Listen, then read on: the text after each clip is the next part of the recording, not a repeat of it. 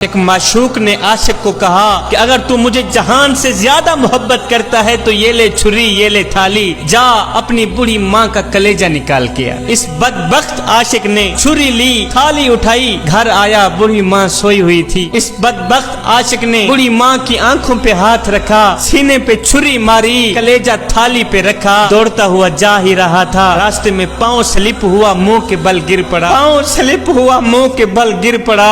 हाय लाल के गिरते ही माँ का कलेजा तड़पने लगा। तड़पते ही माँ के कलेजे से आवाज आई, बेटा तुझे चोट तो नहीं लगी? जवानों, खुदा के लिए अपने बूढ़े वालिदैन के आगे ऊंची आवाज में बात मत किया करो। जिस दिन ये खामोश हो गए उस दिन तुम इनकी आवाज सुनने को तरसोगे। शर्त लगी थी दुनिया को एक लफ्ज में लिखने की। लोग किताबें ढूंढते रहे, मैंने कलम उठाई, माँ लिख दी।